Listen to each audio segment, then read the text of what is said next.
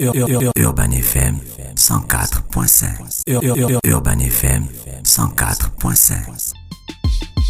Vous êtes sur les 104.5 Urban FM, la station urbaine, on parle de sport. Pépé, bonjour. Bonjour Dafresh, bonjour Mosley, bonjour René Ruth. Bonjour Pépé, bonjour Fallon. Bonjour tout le monde, bonjour Dafresh. Bonjour à tous. C'est Pépé qui t'a dit bonjour. Moi, je vais te dire bonjour après. D'accord, donc attends mon tour du bonjour. Tu peux pas me dire bonjour dans le compte de Pépé. Il anticipe. Oh. Qui va parler de la rubrique de Pépé. Il anticipe le bonjour. Oui, il peut pas me dire bonjour dans ton compte. Oh. Chacun son compte du bonjour. Ok, Bébé. d'accord. J'annule le Non, tu bonjour. retires. Voilà. Non, Bon, j'annule. celui-là, tu m'as pas dit bonjour. On a dit on attend. Mais non, dis-moi bonjour. On attend. Il attend son compte. Il attend son compte. Alors, Toi, tu Pépé, venais avoir le bonjour, le compte de Pépé. elle va aussi avoir encore le bonjour dans ton compte. Quand tu vas encore Accumulation de bonjour, ça peut nuire. Faut pas avoir un banal de bonjour. Ah, c'est pas bon, hein. Pépé, comment tu vas? T'as passé un bon week-end? Ouais, super. Tu as fait Malgré quoi? la pluie, j'étais à Toi, Coco tu Beach. habites à Coco Beach. Non, j'habite. Tu n'habites pas loin de Coco Beach. Bon, Tu habites à Bikele. j'habite à Bikele, oui. C'est pas loin de Coco Beach. Ça dépend. Par rapport à un gars qui habite à Libandeng. Effectivement. Voilà. Encore que. Tu sais, il y a des. On va dire quoi? Il y a les bras des rivières qui peuvent te permettre depuis à Libandeng d'atteindre Kobiche. C'est depuis en bas, ouais. En bas à Libandeng, c'est pas dans la même zone. Bon, je crois qu'il y a des. Moi, c'est toi qui t'y connais en hydrographie. Hydrographie, oui. Ça communique. En bas et à Libandeng. Oui. La mangrove là oui, qu'il y a oui. en Boel, on peut Oui. aller à la mer avec. Oui. Oui, on arrive à Il y a des Kobiche avec un débarcadères. pirogue, hein. Il y a 2 débarcadères à Libandeng, il y a un débarcadère en Boé. Tu peux passer par les deux pour. Enfin, tu peux utiliser ces voies d'eau là pour rallier l'un des quartiers en fait. Et je savais aller pas. dans la mer. On va tester C'est pourquoi ça. tu verras que la plupart des pêcheurs à Libreville, s'ils ne sont pas dans la zone de Lalala, vers Ozungue là-bas, ils sont entre Alibandeng et Amboé. Ah, d'accord. Ouais. Ça veut dire que c'est. Donc, comment on peut ça, acheter c'est des voies. le poisson qu'on a Oui, en Boel là, c'est le poisson frais, ça Oui, vient de c'est la mer. c'est du poisson frais, oui. C'est pareil. Moi, je suis juste. C'est juste à quoi? On va dire 300 mètres de chez moi. Comme au Capal. Non, c'est pas comme au Capal parce que c'est pas structuré. Ça, c'est ce qu'il faut dire. C'est ça, au C'est Capal, pas- c'est c'est structuré. C'est pas structuré. structuré comme au Capal, c'est des individus qui vendent leurs poissons, c'est pas réglementé, donc ils peuvent même avoir des balances mal tarées et tout ça. Mais au moins, on achète du poisson. Du D'accord. poisson frais.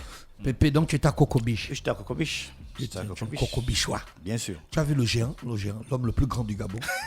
C'est un gars de Coco Beach. Il est ici à Libreville. Nestor, il est Nestor. Mais c'est le plus grand du Gabon. Tu as déjà vu un gars plus grand que Je Nestor? crois qu'il habite à Sotega où, Ah bon, hein? où la démocratie. Il a su. Oui, je le vois beaucoup. Oui, je je le vois beaucoup dans la zone. Quand il rentre ici, il baisse la tête. Tellement il est grand. Non, Nestor, c'est un géant. C'est ça, on a dit que les C'est un Gabonais gars ne de sont pas- l'arboretum. On a dit Le bois des géants. Ah,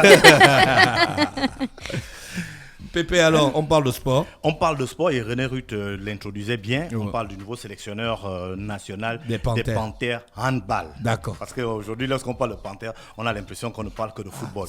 Mais l'équipe, C'est vous les communicateurs Les qui avez fait en équipes- sorte qu'on ne croit que les Panthères, Non, c'est l'équipe nationale de football. les équipes nationales du Gabon se nomment les Panthères, quelle que soit la discipline sportive.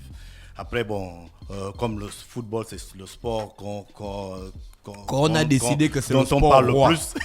On a Donc- décidé que c'est le sport roi. Comme on a décidé que c'est le sport roi, c'est le sport qui réunit le plus grand nombre de personnes. Ça, c'est ce que tu crois. Comment ça? C'est le sport qui réunit le plus grand nombre de personnes. Dans le monde ou mieux au Gabon? Que ça soit au Gabon, que ça soit dans le monde. Ah, d'accord. Bien sûr, c'est le sport le plus facile à pratiquer. Tu vois, c'est le sport qui touche la plus grande partie. Ça veut dire, depuis le petit, les gens sont beaucoup plus tentés par le football que par autre chose. Parce que justement, c'est facile à faire. Quand on était plus petit, on mettait 2 cailloux sur n'importe quel terrain et puis vous jouez. Le handball, le basket, c'est beaucoup plus compliqué. Il faut une certaine logistique. Il faut mettre un panier, il faut mettre des buts qui soient un peu avec des filets pour le handball. Et le volley, c'est même encore plus compliqué. Comme au football, les buts n'ont pas de filet. Non, ça veut dire, mais le handball, c'est difficile de faire des petits goals, par exemple avec une balle. Oh, au football, on le fait. Lorsqu'on était petit, on mettait les cailloux. Et puis on joue facilement. On mettait Avec la pelote. Tu vois, avec même la pelote. D'autres, même avec des chiffons, ils entassaient des chiffons. Comment on appelle ça? Ils entassaient ça bien. Dès que ça pouvait déjà faire semblant de rouler, on jouait. Que ça soit pieds nus. On a même joué au foot avec la canette. Avec la canette. Oui. Tu vois que c'est vraiment le sport le plus facile à pratiquer. Maintenant, ce n'est pas le sport qui nous fait gagner le plus grand nombre de médailles, ce n'est pas le sport qui nous fait rentrer le plus grand, qui nous fait chanter le plus l'hymne national, ça c'est autre chose. Mais c'est le sport le plus facile à pratiquer, comme je le disais. Donc les équipes nationales du Gabon s'appellent les Panthères. Et dans le cas précis, les Panthères handball vont donc participer à la Coupe d'Afrique, à leur 10e Coupe d'Afrique des Nations. Ce sera au Maroc et ce sera du 13 au 23 janvier prochain. Donc il y a eu une conférence de presse les responsables de la fédération sont venus présenter le nouveau sélectionneur. Il n'est pas encore au Gabon et en visioconférence, il a donc échangé un peu avec les présents. Il s'appelle Walid Ben Romdan. C'était un ancien joueur de l'AS Amamet. Pour ceux qui connaissent, c'est un grand club. C'est un Gabonais? Non, un Tunisien. C'est un grand club au niveau de la Tunisie. L'AS Amamet, il a également joué à l'Espérance de Tunis, qui est également un grand club à ce niveau. Et il a entraîné l'AS Amamet dans beaucoup de catégories, des petites catégories. Un Gabonais ne peut pas entraîner les Panthères handball? Aujourd'hui, non. Ah, d'accord. Parce que au niveau du... Au niveau de comment on appelle ça? Le degré de comment je peux oublier? Ça arrive.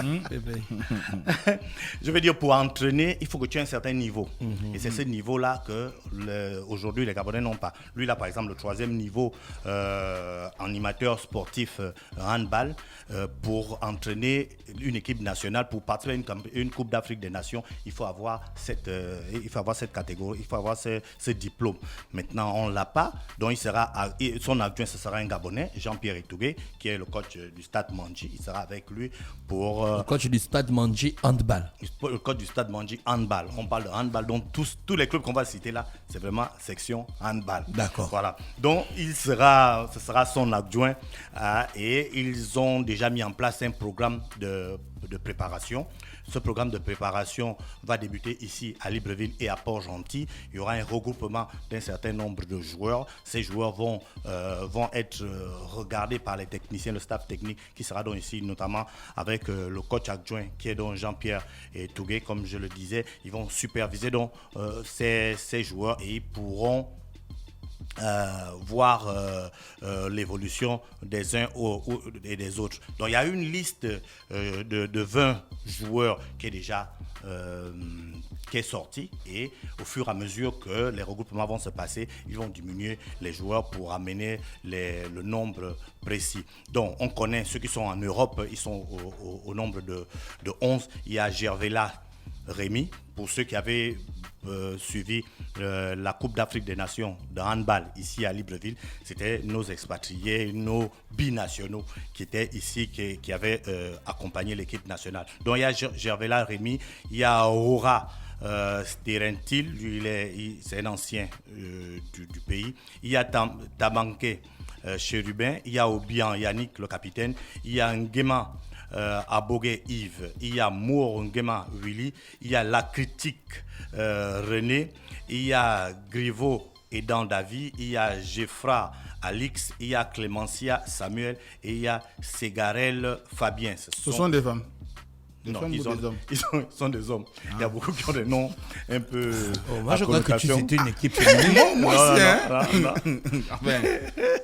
Non, qu'on ne croit pas que je fais mon parce que Alix, il y a des prénoms Samuel, là. Ça sonne un peu. Clémencia. Mais Clémencia, c'est son nom.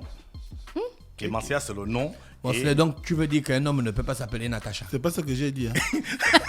Mais la coutume. Quelle coutume? Mais la coutume. Demandé que. Quelle coutume? Mais toi-même, tu as dit que tu pensais que c'est une équipe féminine. La coutume. Moi, à cause de Mosley. Moi, c'est à cause de Mosley. Mais J'étais sinon, évasif. il a dit Clémencia, on a pensé que La c'était. Ah, toi, tu as Non, pas bon, moi. bon. Moi, ne me mets pas dedans. Non, Moi, la fraîche. je suis La fraîche. un homme ouvert à l'humanité. Ah bon? Oui. Et nous ne sommes pas ouverts à l'humanité? La Ok. fraîche. Les homophobes. Non, Oh, bah, c'est pas arrivé du là-bas. tout. C'est déjà là-bas. Attention, Oh, homophobe, c'est pour la les autres là, c'est pas pour ça. Pensez Non, qu'un moi- homme ne peut pas s'appeler Natacha. Valencia, Non, ou Clémencia. ou Alix. La fraîche, tu sais. Non, Alex, si. Alix, quand même. Natacha, quand Natacha, même. rarement, hein, moi j'ai. C'est comme tu vas voir un homme qui va s'appeler, On a qui aura pour prénom Audrey. Je connais un gars qui Ou s'appelle Gina. Raïka. Ray. Mais c'est un Bon. prénom de fille. Donc tu as dit que Hans a un prénom de fille. Ben, bien sûr. Encore que Raïka, ça doit être. Tu vas voir que Mix. c'est. Comment on appelle ça? Le jumelage de deux prénoms. On ne sait pas. Peut-être Raïssa Mais et puis, non, c'est un Karl, prénom qui existe. quelque J'ai chose une comme belle ça. soeur qui se prénomme Raïka. C'est ce que j'ai dit. Ça peut. Hans s'appelle Raïka. Voilà, ça doit être le jumelage de deux prénoms. Ouais. Faut regarder ses parents. Donc L'un va toi aussi s'appeler- tu es contre qu'un homme s'appelle Natacha. Même pas un peu. Comment Tu es Moi, tu es de je mon ne- camp. je Tu es ne- dans mon moi, camp, je n'ai non? aucun problème avec ça. Tu es dans mon camp. Il y a des On n'a prénoms, pas j'ai- dit que ça c'était un problème. Ce que nous disons, c'est que ça sonne quand même original. Ah, d'accord. Particulier. Oh, regarde mon Voilà. c'est Donc on a cité les 11, on a cité les 11 qui sont en Europe et il y a ceux qui sont au pays. Il s'agit de Rolenga, Yannick, Ibinga, Joe Parfait, Boubala, Damien, Moussungu. Pourquoi tu ris? Le gars Non, s'appelle non, c'est le Moussungu. nom de Hervé. quelqu'un. hein. J'ai mal lu le prénom. C'est le prénom que je n'avais Ah. pas. Moussungu Hervé, c'est ce que tu n'as RG. Et puis Mapangu Diop. Eux, ils sont du stade Manji. Donc, Là, ça ne cause aucun problème. donc ça causait d'abord un problème. Ah, donc ça t'a causé d'avoir un problème. Otinda Lekibi, Zemba, Stéphane, Obam, Ange, Diba, Asaf, Semeglou, Kossi, Kombi, Johan, Moudiegou, Ivan, Pourquoi ceux qui jouent au Gabon ont que des prénoms masculins? Idjele, Serge, donc je vais pas avec toi dans ce Dongo Teddy, Mezo, Daniel, Ousmane Kamara, Igala, Esono Eyi et Miyindou Damiel. Voilà, donc voilà en gros la liste des joueurs dont retenus qui vont être soumis à comment on appelle ça, un regroupement, et on va en tirer l'équipe nationale qui sera du 13 au 23 janvier prochain du côté du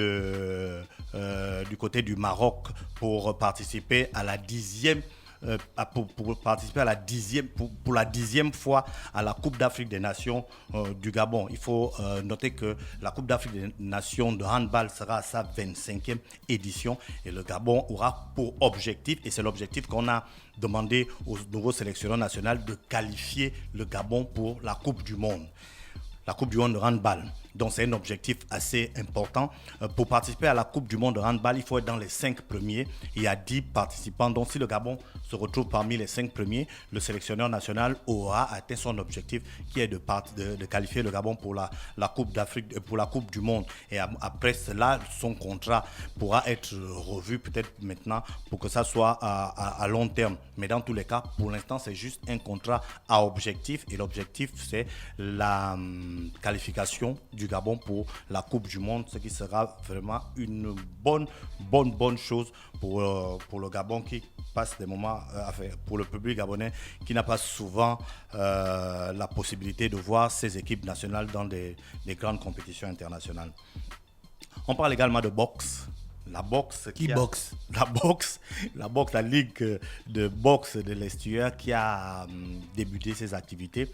Bon, pour ceux qui peuvent se poser des questions, la boxe est considérée comme un sport, on va dire individuel, et les sports individuels ne sont pas soumis à la restriction, à l'arrêté dont parlait au décret qu'avait pris le Premier ministre pour l'interdiction de pratiquer du sport. Voilà, donc les sports individuels ne sont pas soumis à ces exigences. Et donc la Ligue de boxe de l'Estuaire a débuté ses activités le week-end dernier. Ce sera sur, on va dire, 2 mois. Sur 3 mois jusqu'en février, chaque week-end au niveau de la salle qui se trouve à côté des sapeurs-pompiers, on pourra voir les pugilistes gabonais à l'œuvre. Et il y a quand même une chose qui a remarqué, c'est que les conditions sanitaires ont été respectées. À l'entrée, on a pu voir une équipe médicale qui était là pour le lavage des mains de ceux qui rentraient, pour les thermoflash, pour comment on appelle ça, pour nettoyer les mains et autres. Donc il y avait quand même les distances, la distancialisation, comment on dit ça, non? Distanciation sociale. Voilà, qui a été respectée. Et donc, tout a été mis en place pour que l'activité reprenne. On espère maintenant que le niveau du fait que les pugilistes sont restés longtemps sans activité, on espère maintenant que le niveau va progressivement atteindre une bonne position pour qu'eux aussi puissent rejoindre les équipes nationales lorsque le moment sera venu. Merci Pépé. Il y a d'autres informations? Non. Merci Pépé qui est avec nous ce matin sur les 104.5. Rappelez qu'on va retrouver Pépé mercredi lorsqu'il sera exactement 8h30. Pépé, la Champions League reprend demain? La Champions League reprend demain avec pour des gros matchs. Il y a notamment des matchs qui sont assez, on va dire quoi, assez décisifs. Il y a beaucoup d'équipes qui sont déjà qualifiées, qui vont donc peut-être faire tourner les équipes pour faire jouer les effectifs, pour faire jouer d'autres joueurs. Il y a d'autres équipes qui veulent absolument, qui doivent se qualifier. Paris Saint-Germain notamment est déjà qualifié. Paris Saint-Germain va jouer contre Bruges. Paris Saint-Germain va jouer contre Bruges. Ce sera le dernier match. Ce sera plus pour Bruges qui peut encore être troisième et être reversé en Europa League. Leipzig va jouer avec Manchester City. Voilà, ça aussi c'est dans ils sont dans cette configuration. Ça veut dire que Manchester City est qualifié, Paris Saint-Germain est qualifié, Bruges et Leipzig vont se battre pour la troisième place et pour être reversés à l'Europa League. Parce qu'il faut le souligner, les deux premiers sont qualifiés pour le tour suivant, mais les troisièmes vont jouer l'Europa League. L'Europa League. L'Europa League, c'est Voilà, l'Europa League, c'est ce qui, on va dire, c'est l'ancienne coupe des clubs. C'est comme on l'appelle les Intertoto. Non. Ça là, c'est vraiment une vraie compétition. Il y a des grandes équipes qui jouent cette compétition. Intertoto. Il y a des grandes équipes. Ce n'est pas l'Intertoto. L'Intertoto, c'était vraiment une compétition pour... du quartier. Bon, c'était vraiment parce que c'était, je crois, que les 8e ou les 9e des championnats qui jouaient ça et c'était assez... C'était pas aussi fort que ça. C'était une petite compétition vraiment. Marseille, je crois que Paris Saint-Germain a dû gagner ça. Auxerre a dû gagner cette compétition. Donc, c'était pas des grandes compétitions. En tant que c'était vraiment une compétition pour... Je ne sais même pas pour quelles raisons. Ils ont même rapidement annulé cette compétition. Donc, comme on disait, qu'il y a beaucoup de matchs. Il y a Ajax, Porto contre l'Atlético l'Ajax de aussi Madrid. qui est déjà qualifié. Il y a le Porto qui sera au plus à l'Atlético. Il y a le Real qui sera au plus à l'Inter. Ça, c'est pour la première place. Ça sera un gros match. Il y a Milan-Liverpool. On sait que Liverpool est déjà qualifié. Et Milan aussi se bat encore pour voir s'ils peuvent être pour reverser à l'Europa League. Donc, il y a Shakhtar contre Sheriff. Ouais, le Shakhtar, le Sheriff qui était cette équipe qui est venue un peu surprendre au début, mais à la fin, elle a retrouvé sa place, une place, la place qui devrait être la sienne, parce qu'une petite équipe, je ne néglige pas la performance de l'équipe, mais je dis juste que par rapport aux équipes qui étaient en face, le Sheriff venait un peu là en observation, mais ils ont fait ils qualifiés. Non, ils sont pas qualifiés, mais ils peuvent se battre pour être troisième et être reversés à l'Europa League, qui est une bonne compétition. Dortmund contre Beşiktaş d'Istanbul, c'est un club turc, ce sera aussi un gros match. Parce que Dortmund perd beaucoup. Voilà, Dortmund, c'est une équipe, aujourd'hui, on ne comprend pas bien. C'est peut-être le fait que Hollande, l'avancement de cette équipe, qui est vraiment le serial buteur, comme on dit, a resté un peu longtemps blessé. Et ça a eu des répercussions directes sur le reste de l'équipe, peut-être, parce que c'est une équipe qui peut te faire un gros match aujourd'hui et demain, tu ne reconnais même pas cette équipe. Mais dans tous les cas, ils vont devoir se battre pour se qualifier. Et face à eux, les Turcs également sont souvent des équipes qui sont difficiles à cerner. Tu peux faire un gros match. À domicile, ils sont difficiles à gérer, mais... à l'extérieur, c'est des équipes assez moyennes. Donc demain, on va voir ce qui va arriver en Champions League. Mais on est dans la dernière, on va dire quoi, la dernière ligne droite pour les huitièmes de finale. Et comme je le disais, la vraie Champions League pour les grandes équipes commence en huitièmes de finale en février-mars.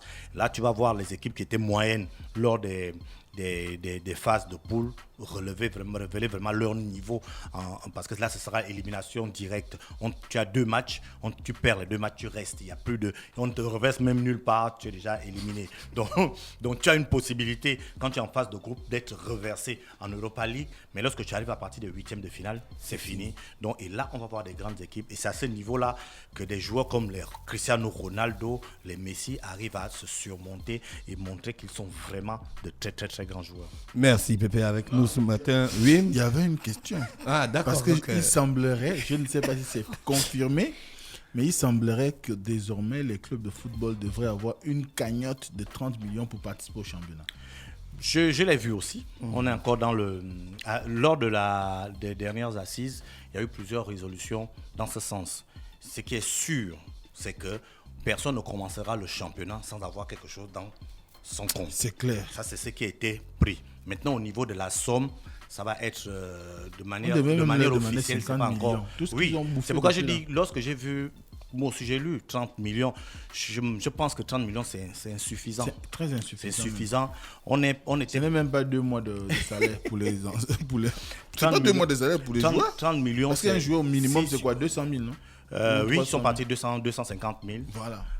Donc, si on dit qu'on s'arrête à 30 millions, je crois que ça donne encore la possibilité à ces clubs-là qui ne sont pas réellement structurés de s'organiser. Mais je crois qu'il faut qu'on veut mettre la barre à un certain niveau. Il faut qu'on mette en place certaines exigences pour que seuls ne restent que les clubs qui sont capables de tenir. Parce que si l'État dit aujourd'hui, on lève la mesure interdisant la pratique du sport, on doit commencer le championnat. Comme on le disait la dernière fois, combien de clubs seront capables de commencer? Mais si quelqu'un a quand même dans sa cagnotte 50 ou 100 millions, il est capable de préfinancer ou de financer. Non, de financer son entreprise. C'est son entreprise. De lancer le championnat. C'est-à-dire, je vais dire la première, la deuxième, la troisième journée. En attendant que l'État qui a promis vous remettre quelque chose vous accompagne, il faut que vous-même l'apport personnel. Tu connais le terme là? En entreprise, l'apport personnel. Ce que l'État donne, et beaucoup ont tendance à l'oublier, c'est une subvention. Donc on vient vous accompagner sur quelque chose que vous-même vous avez déjà. Mais si vous-même vous n'avez rien et que vous ne comptez que sur l'argent de l'État, on ne peut plus appeler ça subvention. Non. Là c'est carrément, c'est la perfusion. Je ne sais pas comment on peut appeler ça aujourd'hui. Donc oui. Parmi les résolutions, il y avait cette clause-là où chaque entreprise, parce que ce sont des entreprises, devrait avoir une certaine somme d'argent dans son compte. Mais maintenant, les années passées aussi, il y avait cela. Sauf que cette fois-ci, il faudrait avoir la vérification peut-être visuelle.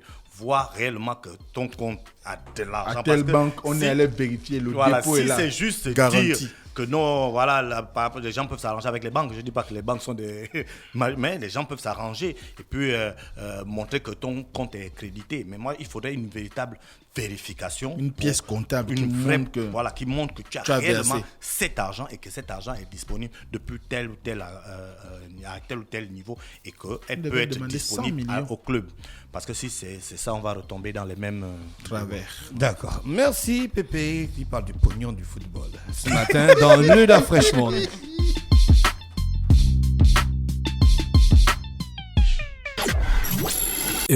Urban FM 104.5.